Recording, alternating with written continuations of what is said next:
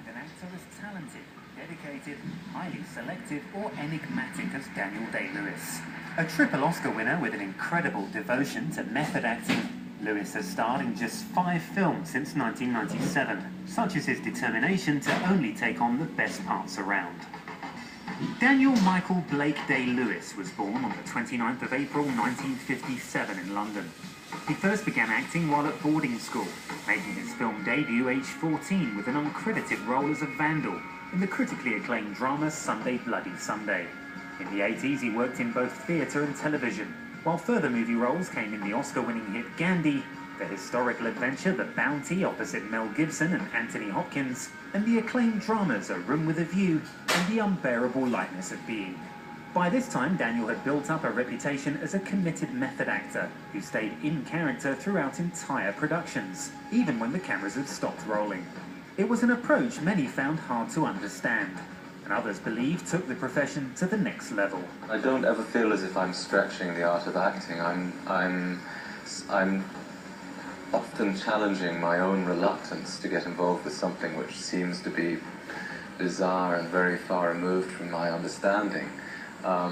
So I suppose I'm challenging myself very often, but I don't see it as being related in any way to the art of acting, whatever that is. He remained in character during the making of My Left Foot in 1989, where Daniel played Christy Brown, a severely disabled Irish author, painter and poet. Wow. His performance, which saw him break several ribs through constantly assuming a hunched-over position in his wheelchair, was universally described as magnificent, although Day-Lewis himself claimed he was dissatisfied when looking back on his work. It's hard to see it clearly. It's hard to, I mean, of course, what one sees for them primarily when one sees a finished piece of work is all the missed opportunities, the things that one might have achieved more effectively and so on. But the Academy couldn't see these missed opportunities when Daniel was awarded an Oscar for Best Actor. When speaking to the press at the big event, he was keen to deflect the focus away from himself. What I hope is true is that people have come to a point where they're prepared to understand more about the lives of disabled people. That's not what the film is about, but certainly the fact that people are able to enjoy it must mean that that is true, because there's been such a huge resistance to acknowledging the lives of disabled people in society. Years later, he was famously refused to tell journalists where he kept the prestigious trophy. It's not in a place that would be visible to people.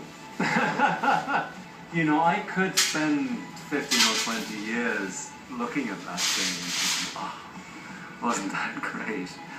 Or I could tuck it away where I know that it's there, but, you know, I have too great a capacity for nostalgia as it is, so I have no reminders whatsoever in any place that I settle of past work, none. Day-Lewis then took a 3-year break, returning in 1992 for Michael Mann's historical epic The Last of the Mohicans, where, just like his character, Daniel actually lived off the land as part of the preparation.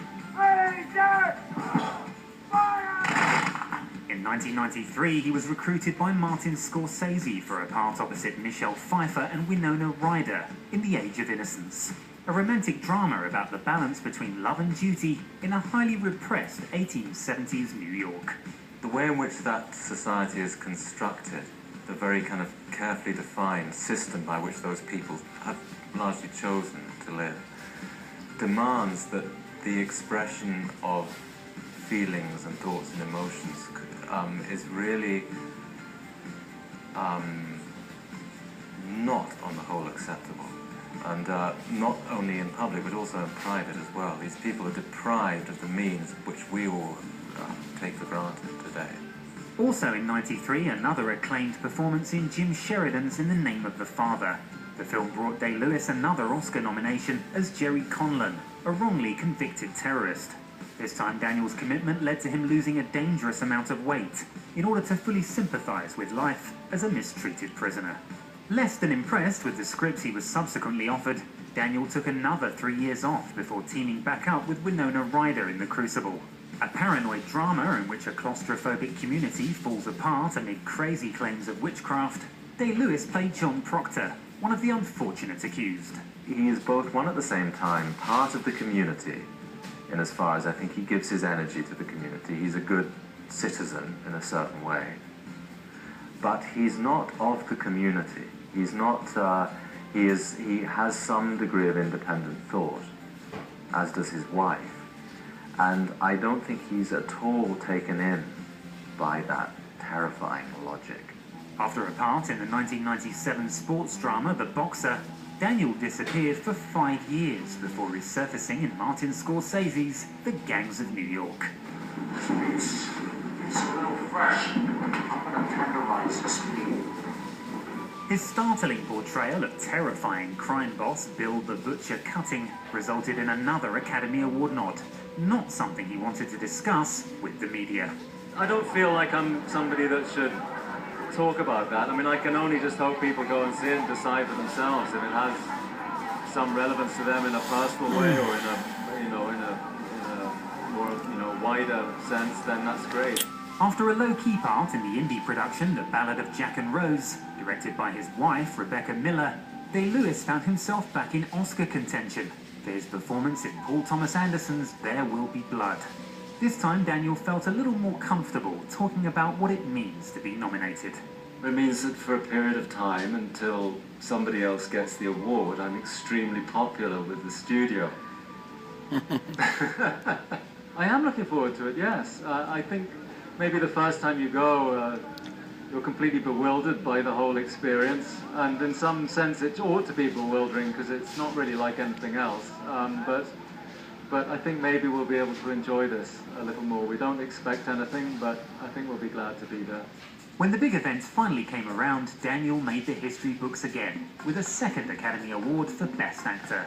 His next move, a part in Rob Marshall's 2009 musical 9, came as quite a surprise. But Day-Lewis apparently only agreed to do the film on the condition that he would not be dancing. Absolutely not. And nor would he have invited me to do it. Because you can do everything if you look at your previous role. I can't do that. I can't do that. No. Never be a dancer. Rob thinks I'm a dancer, but what I can climb scaffolding in time to the music. After another of his famous 3-year breaks, Daniel returned to the big screen at the end of 2012 in Steven Spielberg's biopic Lincoln. The idea that a man can set aside his ego to the extent that he can surround himself with people that essentially resent every single thing about him for the good of a country, that's an astonishing human quality. Once again, his total dedication to playing his character was the talk of Hollywood, as he became the first man ever to win a third Best Actor Academy Award. It's really hard to imagine doing anything after this. You need to have a lie down for a couple of years. But what will he do next? And could he possibly grab himself a 4th Oscar in the future? Nowadays, Daniel Day-Lewis is on another well-earned rest, so that he can chill out and not be in character. I'm not in character right now. I'm in my character right now.